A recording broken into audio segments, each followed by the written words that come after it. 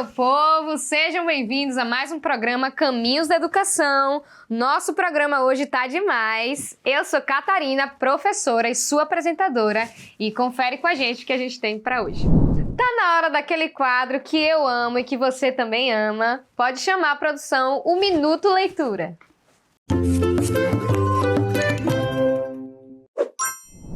Hoje a nossa indicação é para educadores e familiares que querem entender um pouco mais sobre as nossas crianças. E o livro que nós vamos indicar hoje é A Criança é Feita de 100, inspirado no pensamento de Loris Malaguzzi.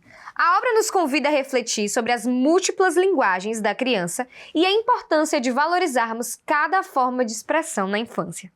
É uma leitura que reforça que a criança não é apenas um adulto em miniatura, mas um sujeito potente, criativo e cheio de possibilidades. A nossa dica é observar mais, escutar mais e permitir que as crianças participem das decisões do cotidiano. Isso também é educar. E falando em educar crianças, que tal a gente bater um papo com uma pessoa que entende bastante do assunto? Nossa convidada de hoje é Juliana Moraes. Ela é pedagoga formada pela Universidade Estadual de Feira de Santana, pós-graduada em psicopedagogia e atua há 16 anos na educação infantil. Iniciou sua trajetória na rede privada e, desde 2014, integra a Rede Municipal de Educação de Feira de Santana, onde atuou por 10 anos como coordenadora do primeiro Centro Municipal de Educação Infantil. Atualmente, ela é articuladora da educação infantil na rede municipal. Seja muito bem-vinda, Juliana, ao nosso programa. É um prazer ter você aqui com a gente hoje. Prazer é todo meu. Então me diz, ao longo desses 16 anos na educação infantil, o que foi que mudou para você a sua forma de enxergar a infância dentro das escolas?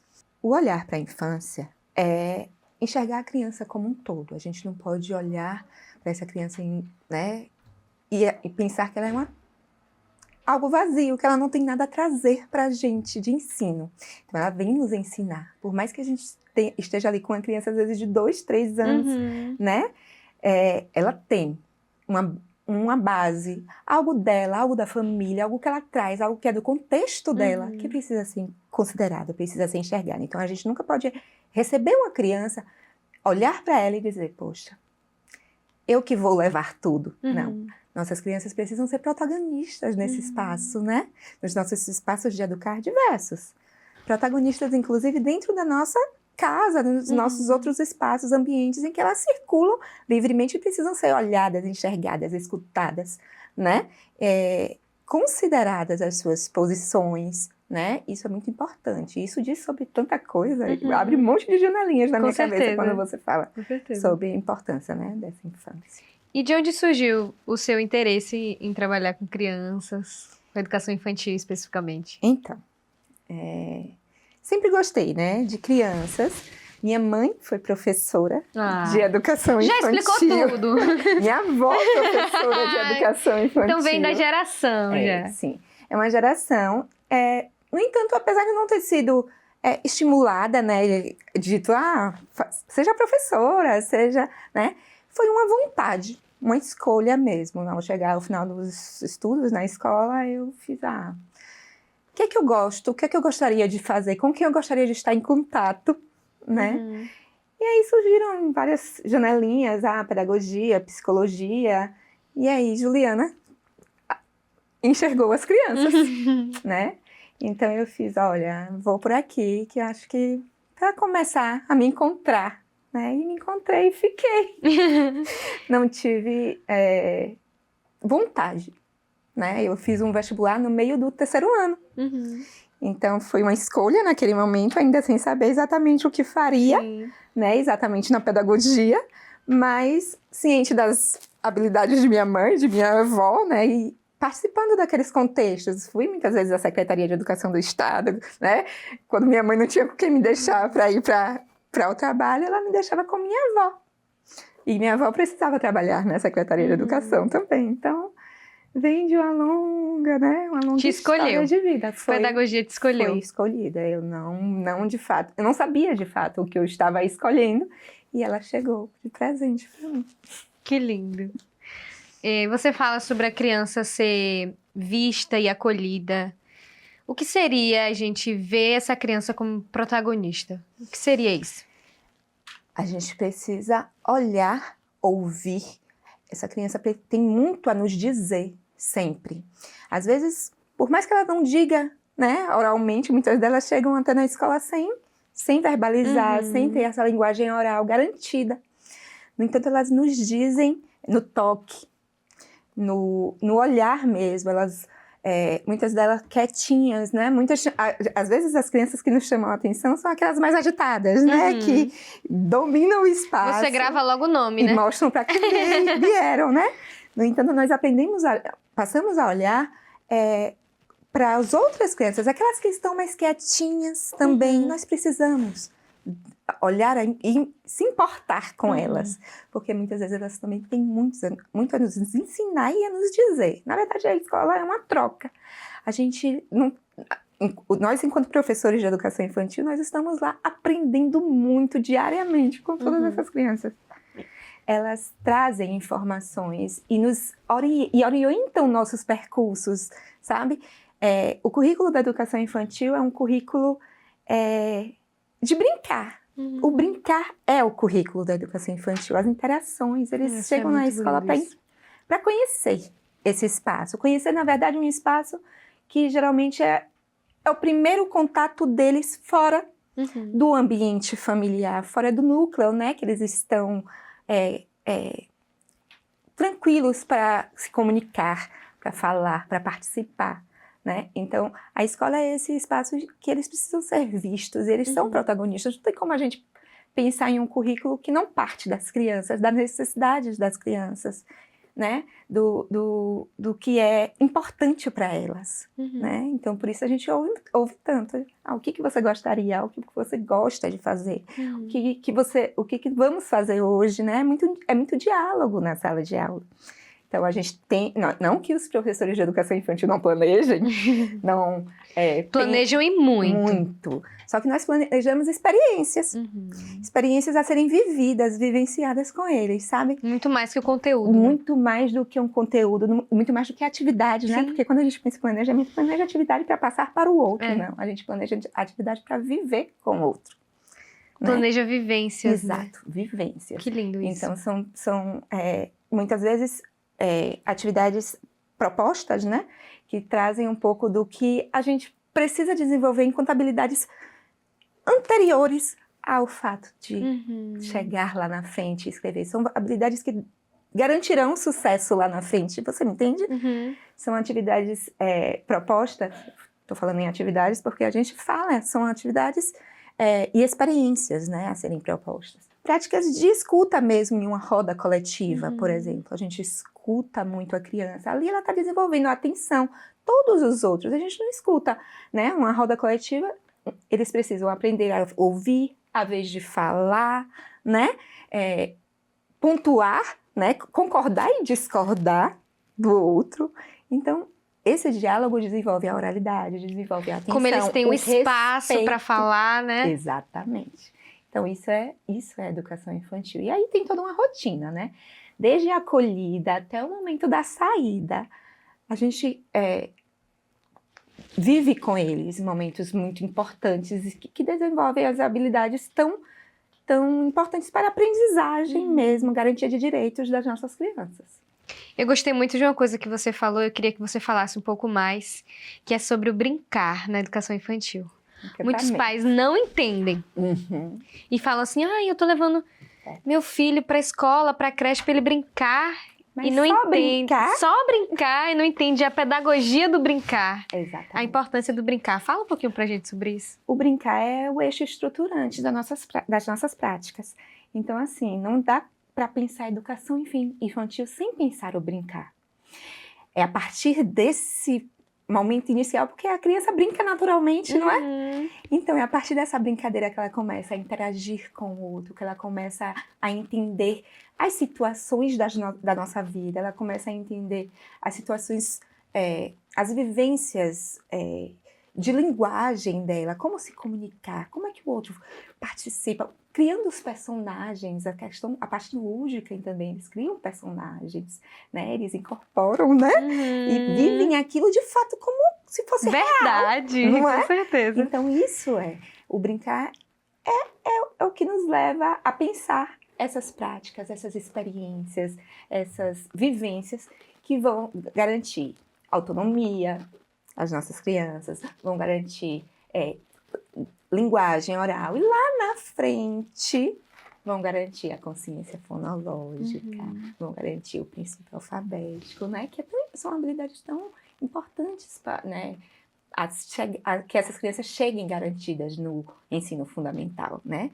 Garantem o sucesso delas lá na frente. Mas antes, tem muita coisa no miudinho que a gente precisa fazer. E a gente, nós professores de educação infantil, nós estamos sempre atentos, sabe?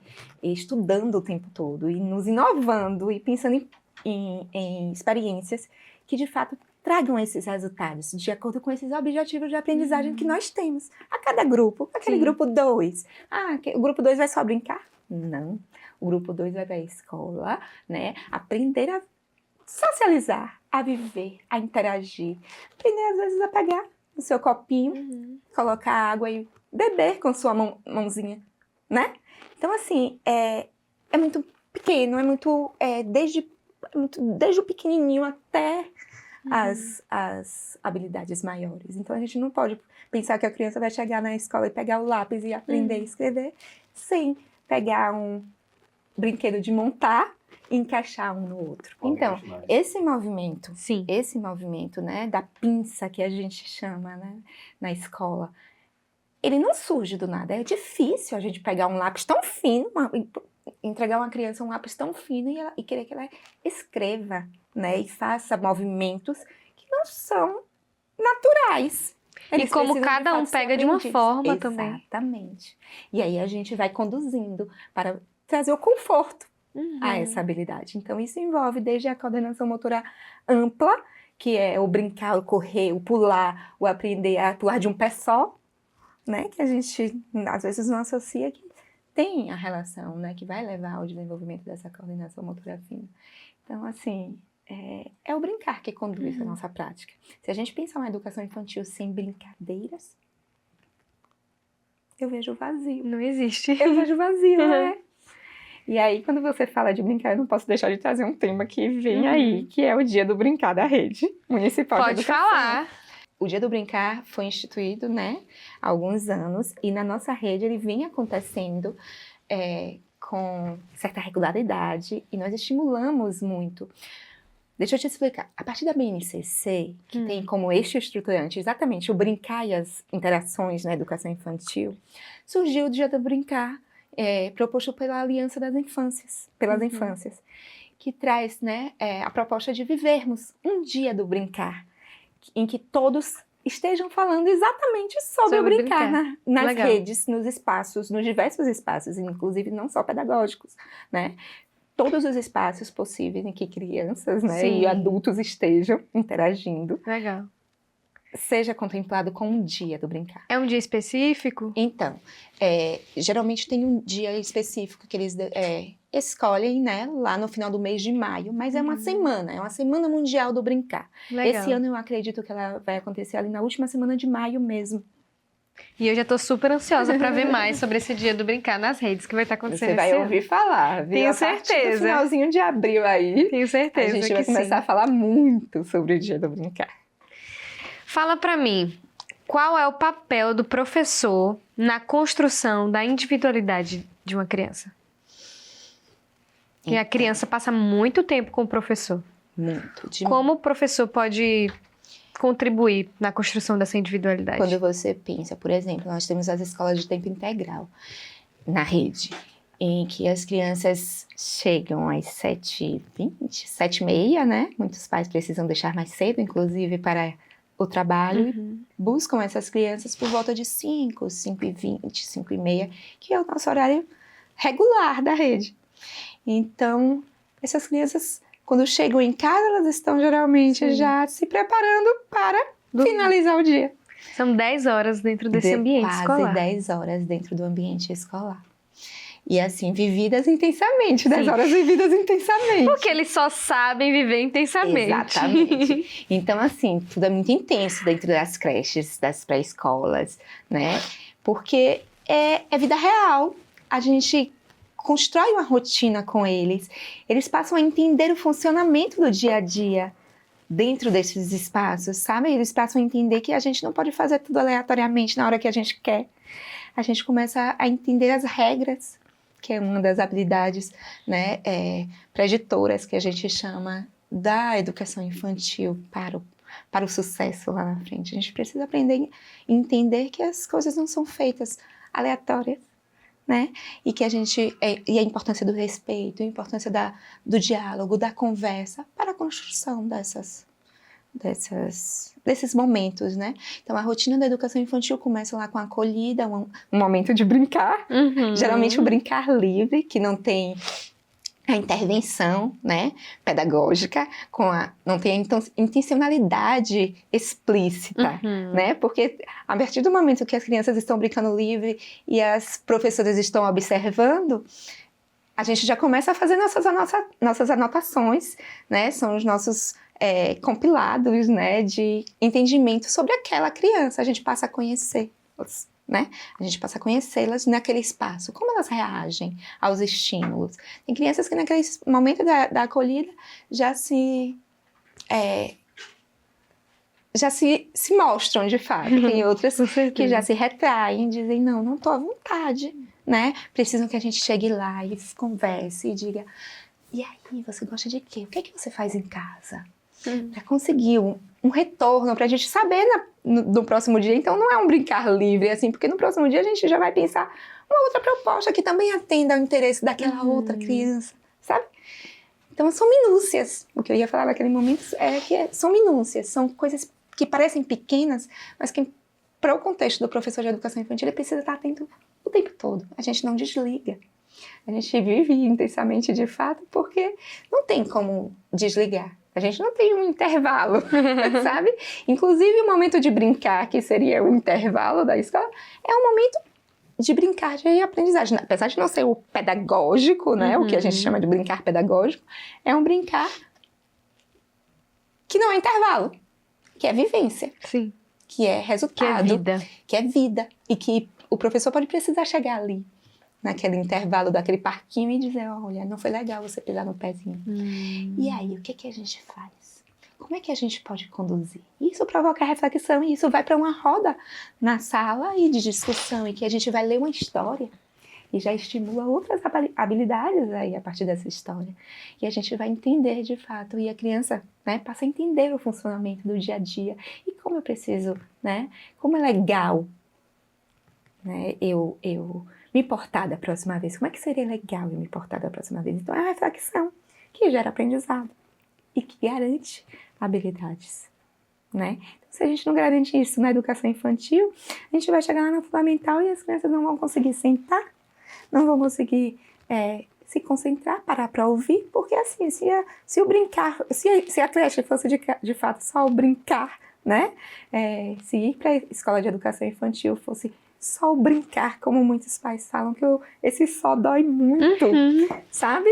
O só brincar. E assim, a gente fala dos pais, né? Que as famílias, porque eu tô falando de um grupo que não teria a clareza, né? Do estudo, de fato, para entender o que eu tô falando sobre esse brincar. Mas a gente tem, inclusive, situações de colegas nossos que falam, vai pra creche só brincar. Não é, colega. Você estudou, você sabe que as crianças não vão pra creche só brincar, e você sabe também do nosso esforço, enquanto professores de educação infantil, de proporcionar propostas de fato interessantes, sabe? E que prendam a atenção e que façam essa criança querer voltar no dia seguinte, né? Pra brincar mais um pouco e pra aprender, com certeza, mais um pouco, sabe? E o papel da família? Esse é um diálogo que precisa ser bem próximo. Eu digo que o momento mais importante, assim, no início do ano, é esse momento de encontro com as famílias, sabe? A gente precisa dialogar e deixar muito claro. Inclusive essa proposta do brincar. Precisa estar muito claro para os pais, para que eles não continuem reproduzindo essas falas que não correspondem. E que eles se tornem, de fato, parceiros nossos, porque nós estamos ali por eles.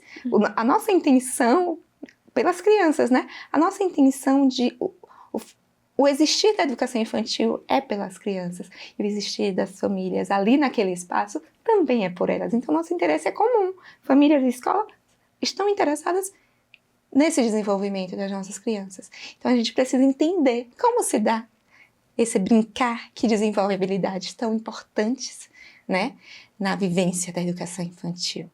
Então, as famílias precisam ser parceiras, chegar junto, conversar, tirar todas as suas dúvidas. Se por acaso não ficou claro, né, no momento de uma reunião coletiva, marca um horário, conversa com o professor, chega perto dessa gestão dessa escola, entende, tira suas dúvidas, né? Às vezes a gente recebe famílias na secretaria com queixas, né, com situações trazidas que não precisariam chegar até a secretaria se esse diálogo estivesse próximo lá na escola. Então, confiem no espaço que vocês estão deixando seus filhos para serem cuidados. A gente recebe eles, enquanto unidade escolar, enquanto secretaria, como os bens mais preciosos que vocês têm. E eles se tornam nossos bens preciosos. Porque a gente está ali para garantir que eles entrem, saiam bem e que aprendam. Como suprassumo desse momento, né? E quando a gente vê eles evoluindo, aprendendo, olha, tal criança entrou com uma postura que, né, uma fala que não correspondia ao que a gente esperava, já no grupo 5, né? Já tem uma história, a gente precisa conhecer essa criança, o que é que ela traz de fato, para de fato conseguir organizar as ideias e orientar. Então essa orientação não é só da escola, a orientação é família e escola, e por isso a gente precisa falar a mesma língua. E para o professor saber também qual é a realidade da família daquela criança. A gente não pode tentar algum tipo de intervenção sem conhecer. Então, a proximidade desse diálogo é o que determina o sucesso de todo esse processo. E assim, a confiança. Porque é uma relação de confiança. Os professores recebem as nossas crianças com vários planejamentos organizados, pensados. Mas essa criança que vai dizer que é pra gente o que ela precisa, você sabe, você entende? Ela que vai mostrar pra gente o que precisa. E às vezes a situação de uma família não vem para a roda como a situação de uma família, vem para a roda para uma situação de reflexão do coletivo, porque isso é formação, né? Então, do mesmo jeito que a gente faz formação com adultos, a gente está ali construindo, né, entendendo a construção desse conhecimento pelas crianças. E eles são protagonistas, eles são sujeitos ativos nesse processo. E falando agora especificamente sobre a creche. Sim. Muita gente coloca a criança na creche achando que é só para tomarem conta. É o cuidar. Cuidar, só para cuidar. Exato. Como desconstruir essa visão? Então, esse diálogo é importante, né? As famílias precisam ter clareza de que o cuidar não tem como dissociar o cuidar do educar. Não tem como. Quem cuida, educa, né? Exato. Porque a gente se torna referência. E quem educa, cuida também. A gente se torna referência. Verdade. Então, a gente, por exemplo, um professor de educação infantil não vai fazer só o pedagógico, né? Se a criança tem uma necessidade fisiológica, o professor está ali junto. Então, isso é cuidar. Então, cuidar é o ouvir. Cuidar é o orientar. Cuidar é que as nossas famílias tenham clareza, né? De que esse professor está atento a esse cuidar. Mas não dissocia essa atenção do cuidar das ações que nós pensamos para a promoção dessa criança, para que ela desenvolva as habilidades necessárias. Então, a gente não deixa de cuidar. O cuidar é, sim, prioridade, porque quando a gente não tem possibilidade de desenvolver o pedagógico, seja lá por que motivo, né, a gente tenha dificuldades com materiais, dificuldades, né, que podem surgir no percurso, o cuidar precisa ser garantido, porque a integridade física dessas crianças precisa ser garantida. Então, É o mais importante. É o mais importante. Se você me perguntar, a criança vai para a creche determinado dos dias e a gente só consegue dar conta do cuidar. Sim, tem dias, dependendo da rotina da creche, a gente só vai dar conta do cuidar. E não é só também. E não é brincar, só, né? Não é só. O cuidar também não é só. É muito... É muito, porque quando a gente pensa... Quando a família fala, ela fala de uma criança.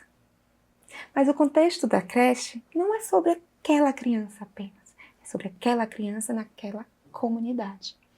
E que são, no contexto de creche, como você perguntou, crianças de 2, 3 anos, juntas em salas com mais 15 crianças, 2 ou 3 adultos, que às vezes só dá tempo, só dá conta de cuidar. do cuidar.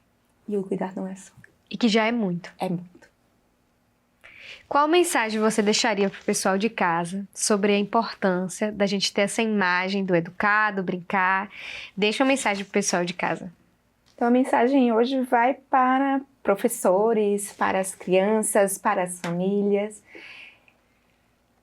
A escola de educação infantil, a brincadeira, o cuidado, a interação precisa ser garantida. Então, na educação infantil, a gente precisa entender a importância, né, de estarmos falando de crianças, conhecer essas crianças e como de fato elas desenvolvem essas habilidades tão importantes que lá na frente, lá no fundamental, a gente consegue enxergar o valor de tudo isso. Sabe por quê, Kátia? Porque se você me perguntar, e as crianças que não têm essa vivência, teriam algum tipo de consequência? Né? Essa vivência tão rica, tão primorosa, tão bem pensada, documentada, porque nós documentamos na educação infantil. Então, se as famílias não têm entendimento de cada uma dessas propostas que são trazidas para as crianças viverem na educação infantil, lá na frente, não pude colocar, meu filho não frequentou o grupo 4 e grupo 5. Lá na frente, no fundamental, eles sentirão falta. Sentirão falta porque as crianças vão mostrar que não estão prontas. A educação infantil é o lugar de vocês, então vocês que orientam o nosso percurso ali. Então, famílias, é importante, não deixem que as crianças faltem às aulas, que as crianças estejam ausentes das escolas. Elas precisam viver, é direito das nossas crianças viverem a educação infantil, viverem de fato, para se desenvolverem de forma integral. E quando a gente fala de forma integral, é em todas as áreas possíveis, no socioemocional, no cognitivo, no cultural, né, Kátia? Então, é muito amplo tudo que a gente aprende, tudo que a gente troca na vivência dessa educação infantil. Então, estejam nas escolas, crianças, famílias, nossas crianças precisam estar nas escolas. E essa foi a nossa participação de hoje. Muito obrigada, Juliana. Obrigada a você, por compartilhar Kátia. conosco reflexões tão importantes sobre a primeira etapa da educação básica. Foi um prazer. Estou saindo daqui enriquecida. Muito obrigado você também que acompanhou a gente até aqui. Não se esquece, semana que vem tem mais Caminhos da Educação. Um beijo e até semana que vem.